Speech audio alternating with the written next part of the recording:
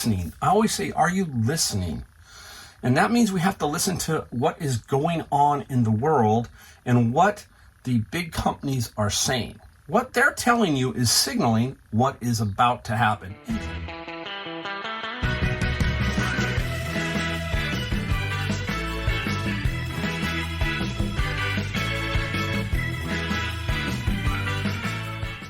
Hey everybody, Mike, Golden State Picker inside the garage where it is still organized to some degree. You can see sunshine. You can see sunshine. You can see a few empty holes. I hope to keep it that way for quite a while. We'll talk about that in more in detail in the video. And we're going to have a article we're going to talk about, some things we've sold, not found, some things we sold, and basically have just a little chit chat like we always do. If you're new to the channel, it's not completely about going out in the field and looking at flea markets, garage sales, and all that kind of stuff. I kind of bring it back here, show you, kind of tell you how I got it, what I think about it, that kind of thing, kind of educate you a little bit so that you can say, hey, this is what I need to be looking for. It's a key. It's like I can just pop it up there and show you, but I kind of like to say, hey, this is what you're looking for. This is why I picked this item up. Kind of give you some insight, some help so that you can become better pickers. I'm not the greatest picker in the world, all right? And I live in one of the most wealthiest areas of the country, Silicon Valley. So it is a little bit easier for me here. I have to tell you and be straight up. There's a lot of wealth here and you can find some good stuff. So I always want to be straight up about that.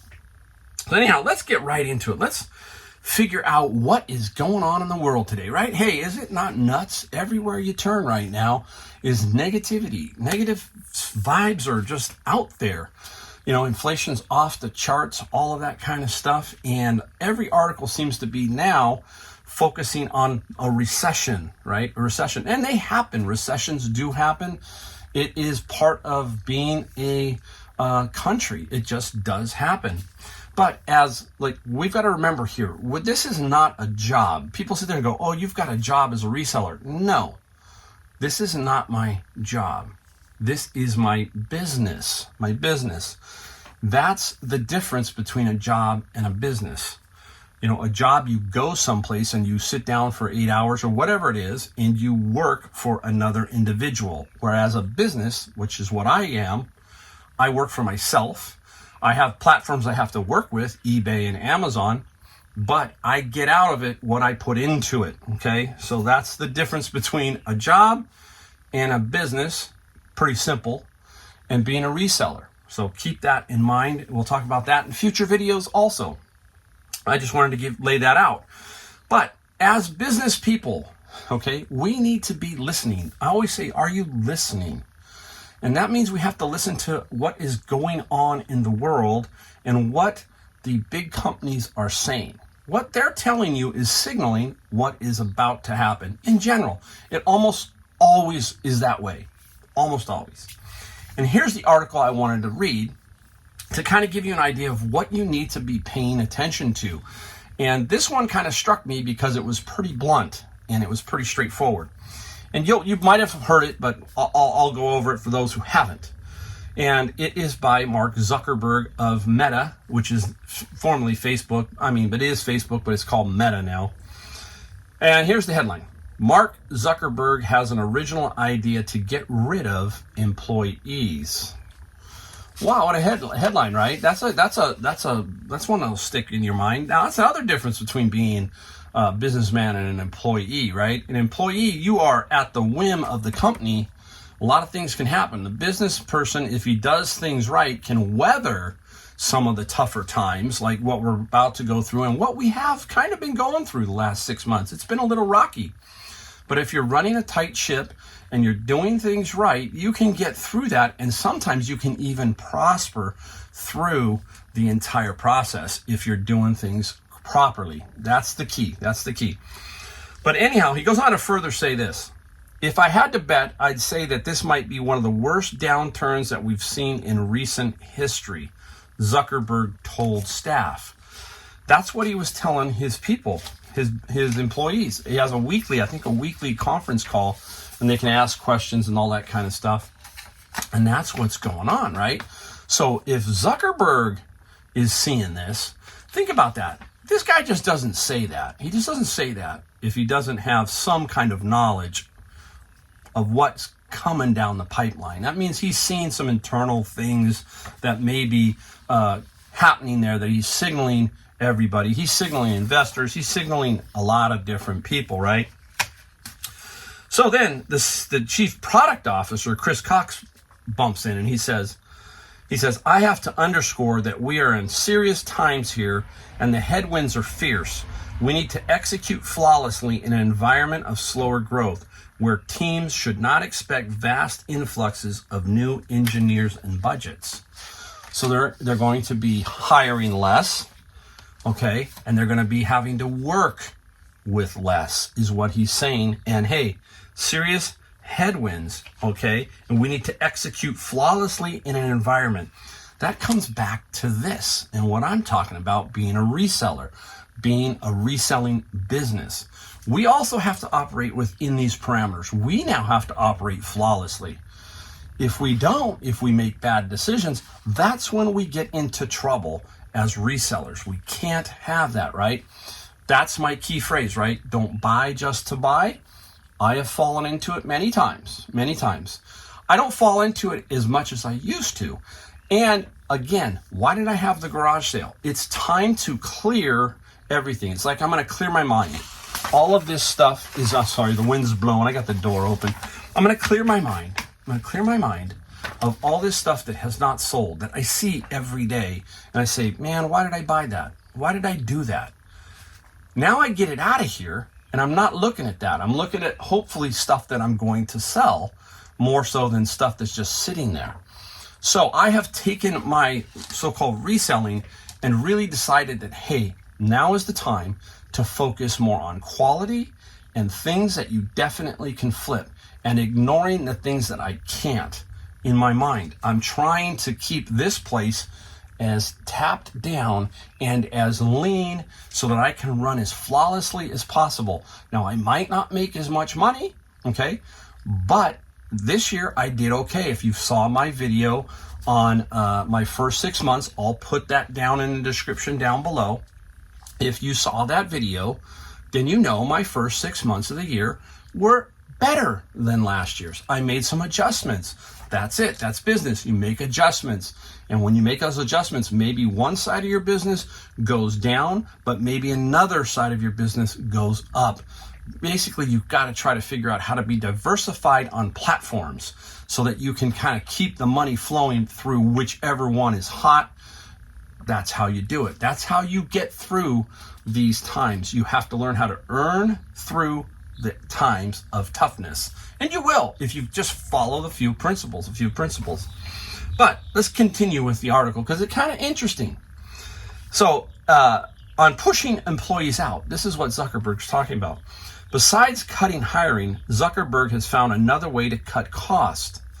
Pushing current employees out. To do this, Meta will set aggressive performance goals that will be difficult for some employees to achieve.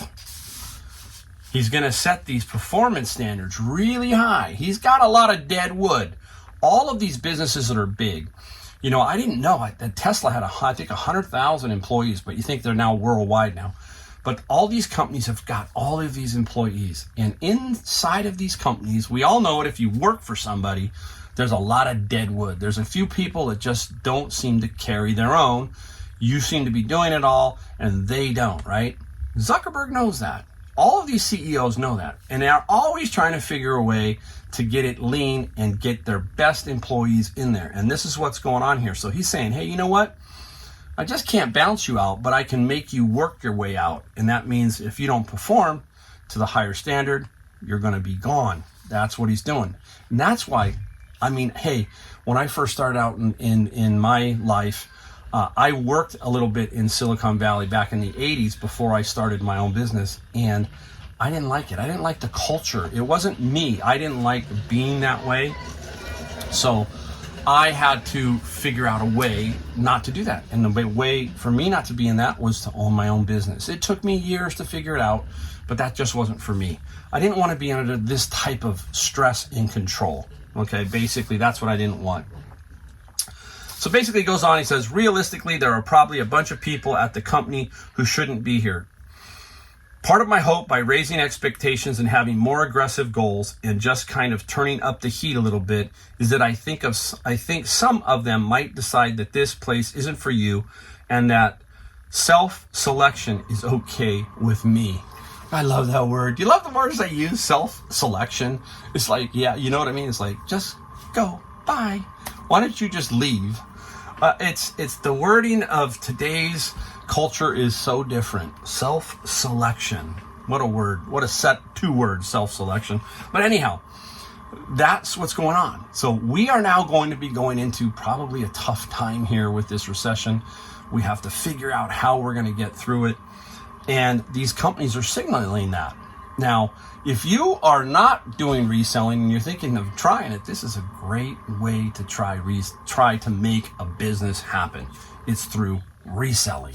Great way to do that. Great way to do it is through reselling. And you can take maybe some of the pressure off your family, all that kind of stuff. Maybe it turns into a full-time business. You never know. You never know. That's how it worked with me. I started out slow, and within 3 years, now I'm running full-time. So keep that in mind, guys. Are you listening? Listen out there. Focus your business, focus your attitude, focus everything in on that, and you'll do just fine. All right, let me just reorganize for a second, and I will get back to show you some things we sold. All right, everybody, we're back to show you some things we sold. I think I have about 3 items that I want to show you that, basically 3 items that aren't physically here. I'll show you those, and I'll show you some ones that I did sell, and one big one really, really big one. All right, let's start off with something really small for you guys here out there. Look at these. You can find these are the little older Logitech webcams. This guy's got 1080p on it, and I find these all the time for $2 or $3. And this one was at the Honey Hole thrift store for $2. Sold for $29 plus free shipping. I take them all the time because they are quick sales. They're going to sell right at about $29 every single time. So simple finds, boom. Those things are the things I'm talking about. I know that will sell. I have history with that. That's a no-brainer. That's a no-brainer. All right, let's go into a bigger item. And this one I got last week at some garage sale. I got 7 of these. I paid up for these. You probably have seen a video. Hopefully I put it on a video. This is the Google Nest camera. It is wired but Wi-Fi, I guess. Wired but Wi-Fi. And I paid up for these. I paid about $100 each. And I'm hoping to sell all 7 and just make some money. Now, I know I can sell these. So that's another thing I'm talking about. I'm going to buy up, pay some quality stuff occasionally, and this is one of those items. I could put this on Amazon, and I probably will sneak a couple onto Amazon and try it and see if I can sell them fulfilled by merchant, not fulfilled by Amazon. But the difference, fulfilled by Amazon, if you don't know, is Amazon, I ship it to them, they sell it, they ship it. Fulfilled by merchant, I keep it at my house. When it sells, it's on Amazon, but when it sells, then I take responsibility for shipping it and also the return of the item if there's a problem with it. So that's the difference. $185 plus $15 shipping. So let's say I sell all 7 and I average about $60. You know, there's what, $400 and something, $500 in profit. That's what I'm hoping to get. Roughly $450, $500 in total profit. It's worth it because I know that they will sell. All right. Let's go to this one here. I got to dig around. I wasn't as organized as I thought I was, guys. Sorry about that. Let's go with this one. This is a pair of speakers, okay? Now, I was going through some of my old stuff. I had a outdoor container, plastic container. And I thought, well, what's in here? Why haven't I been? I was storing some tarps. And down the bottom were 4 of these Infinity speakers. 4. Kept out of the weather, and these are outdoor speakers. These are Outrigger Juniors. I already sold a pair, okay? This is the second pair. They both sold for $50 plus $25 shipping, and both of them went to California. So the first set went to California. The second set went to California for $25 shipping. So I'm going to be really good on the shipping. And yes, they do work. Pretty simple to test. And that was confirmed also by the first guy who got them, said they're fine. They work just fine. So I know that these two too, you know, are not going to be an issue with them. I knew there wouldn't be. And so again, starting to resell, then what you do is you find stuff in your house like this. I found these and I made $100, $50 for each pair, made $100. That's how you start. Then you flip the $100 into 200, 200 into 4, 400 into 8, 800 into 1600. Just keep flipping slowly. That's the key, is don't try and get the cart before the horse, right? We hear all that stuff. It's true. Just work it. Be patient. Be patient. All right, let's go into here out of my storage locker. I've sold a few things out of my storage locker. I haven't put them all up here, but I did sell something very nice. This is very cool. It's a pair of army pants, and these are in really, really nice condition, really nice. And some of these from the Vietnam era, which these are, the Vietnam era, the 70s and the 60s, that kind of thing, can sell for some good money. I got $75 plus $12 shipping for these pair of army pants. And what's really good about the army is they usually will put a label or something will be inside the pants that will help you.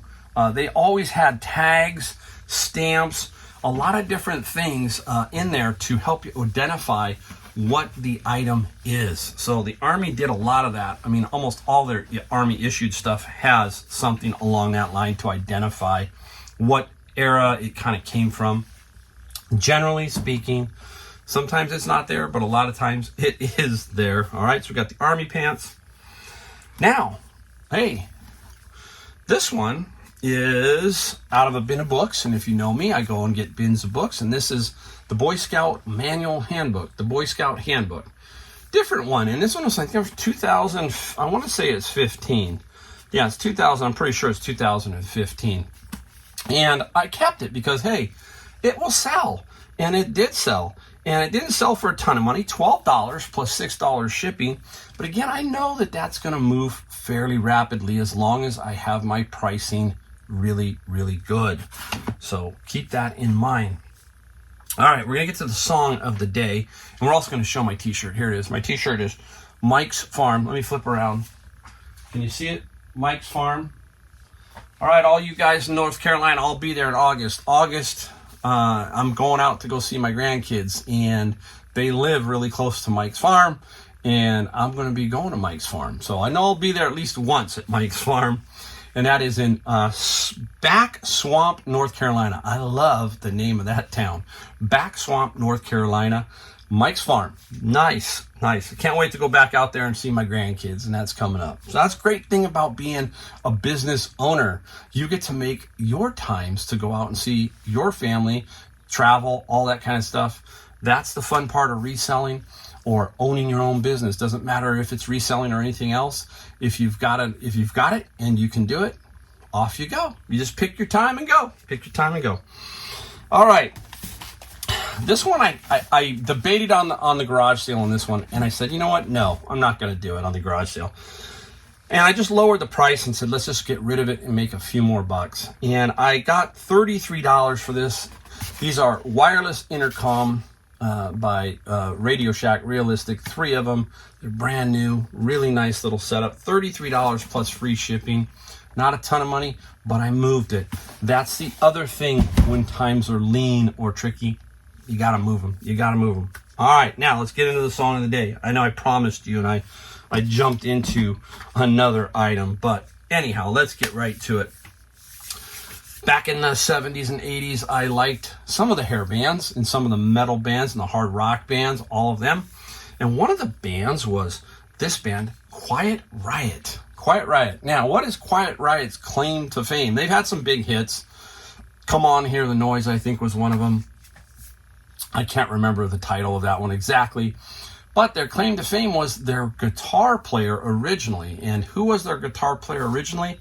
He was Randy Rhoads. And Randy Rhoads went on to change this one person's career, and that was Ozzy Osbourne.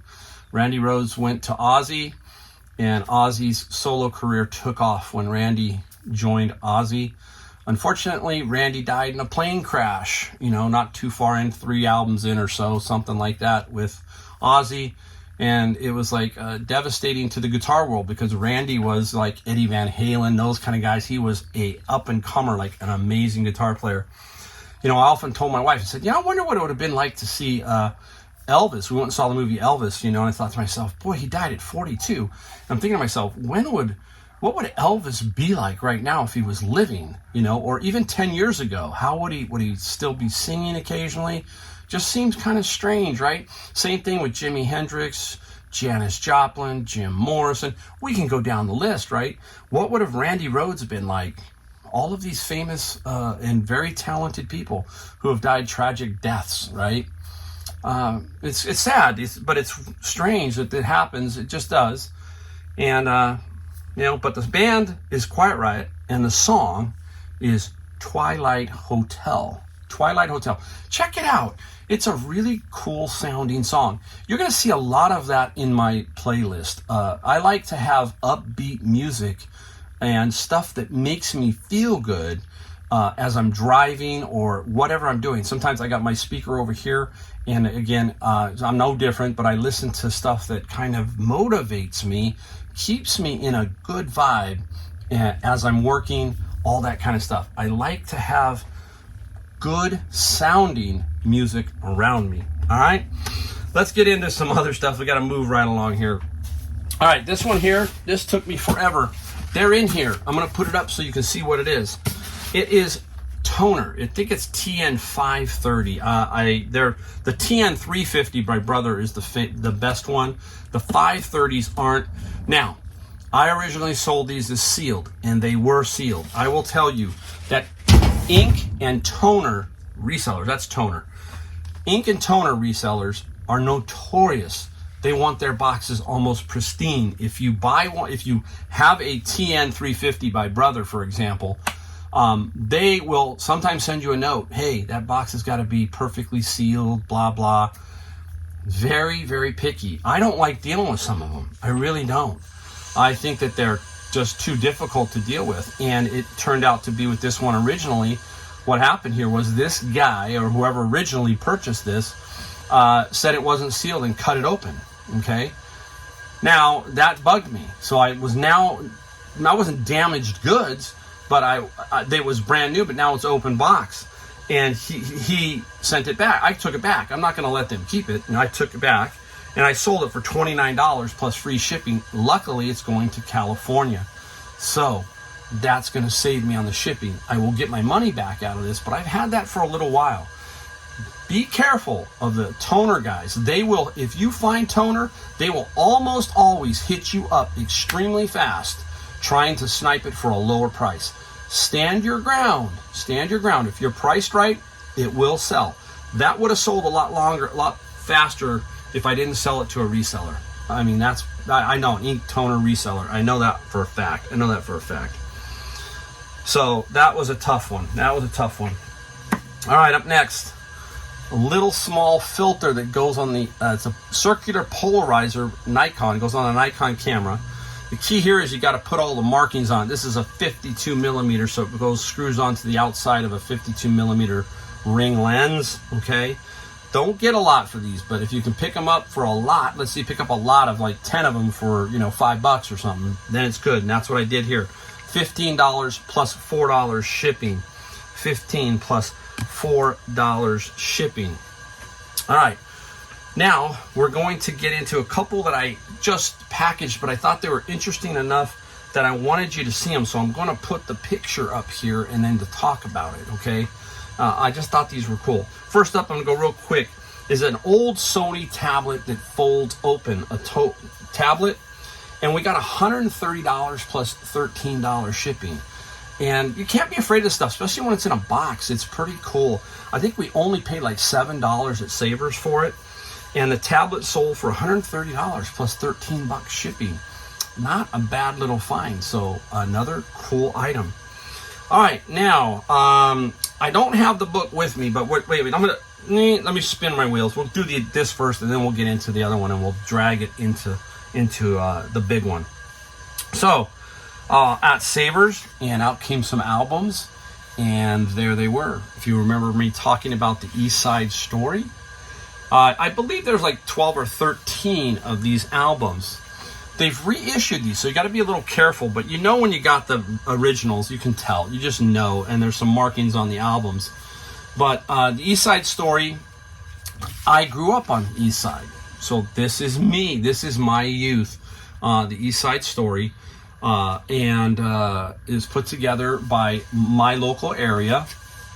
And what it says right here, Trenton Music Corporation, San Jose, California. Wow, so cool. And it's real cool. Right down here it says LP 2006. And then up here, if you pull it out, this is the 2006. They did 2007, 2003, all that kind of stuff. Very, very cool albums. Now, they're not in very good condition. They are just good. They got a lot of scratches on them, but they are collectible. They are very hard to find. Now, I already shipped the other two. I'm just showing you I have two more. These sold for a pair sold for $100 plus $12 shipping in good condition. Now, if I would have had them in excellent condition, maybe $80, maybe $100, that kind of thing, but I probably would have kept those. I would have kept those. These were just not in good condition. Also, something to tell you that what I do is, when it's one of the great features now of eBay is using the video. You can shoot video and put a video inside the ad. So when I have an album that's really beat up, and a couple of these were, I'll take it and I have a little like Crosley phonograph for just this purpose only. I have higher end ones, but this one here, it's real simple. It's right in my front room. I just pull open the lid, put the record down, play it, and videotape it playing so that they can see, yes, it plays through the scratch or how it sounds. Great feature is the video feature of eBay. And I believe that helped sell one of the albums that were on the list. So $100 plus $12 shipping for two of them. All right. Up next, I'm going to put the book up here.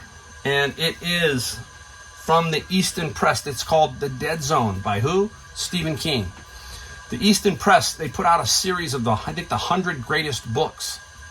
And it was back in, I think, the 70s through the 80s. There was this whole little set that went out. And some of them can be worth some money. And the Dead Zone here sold for $110 plus $8 shipping. $110 plus $8 shipping. It's going to lead into the next segment. Got these out of my bin of books, okay? And they sell really, really well. And I'm going to show you what 30 of them sold for. I'm going to pull a few of them up. This is what they look like, okay? This is the Easton Press. Now, the Easton Press and Franklin are two different ones. And I think the Easton get a little bit more money, in my opinion. So the covers, the spines, Way Station by Simic. Let's flip it over. You can kind of just see the covers, okay? You can see the spine. All different sizes. They're not all the same. They're just up and down. And that adds to the look of the collection, you know, as it goes along the wall. And it's really, really cool. Okay, so I got 39 of these, and I took 9 of them that I think are worth more money individually than in a group. And the Dead Zone was one of them. So the Dead Zone paid $110. I paid what for the bin? $100. So the bin is already paid for. I've got some Amazon books that go, and I've got some other stuff I can still sell on eBay. This right here is, I'm going to put it up here, you're going to see it. Set of 30 sold for $1,000 plus $25 shipping. Now, on medium mail, it's as far as you can go on the shipping. It's, I think, $26. So I still put it on there. And I sold the 30 for $1,000. And I still have 8 more other ones that have some very good value in there. We'll talk about those as they sell going forward. But the key here is what I was talking about is you can find these books everywhere. And, you know, old farmhouses, that people who collected this stuff back in the days, remember, it's that kind of thing. You can find these at garage sales and flea markets and thrift stores. You just have to keep looking for them. Sometimes you might find 3 or 4, and if they're not really valuable, just hold on to them and build a lot. You know, people build lots of Legos. People build lots of other things. Build a lot of these books. 30 of them for $1,000. Now, they weren't all the top name authors. If I had a couple more authors in there, they can go up to $1,500 for sets. So a lot of money to be made in books, a ton of money. So get out there and keep looking for books and look for these book sets. Put ads out on your local Facebook, your local, if you have Nextdoor, use Nextdoor. Say, hey, I like to buy book sets. Do you have any book sets? Put it out there. Get the feelers out there. Wow. All right, so that was a good one. That was a good one. And hey, what do we have for a total? Total sales of these, $1,758. $1,758. I'll take that all weekend long. Like I said, I've divided my time between books and eBay. This is a combination of books, but this is all eBay. Remember what I talked about? All that ancillary stuff that goes on eBay right here. And I still have my Amazon on the other side. Take a look at my 6-month video. There's a link down below for 2022 that'll explain it and kind of give you an idea of what I do. All right? All right, everybody. Hey, thank you for watching, and we will see you in the next video.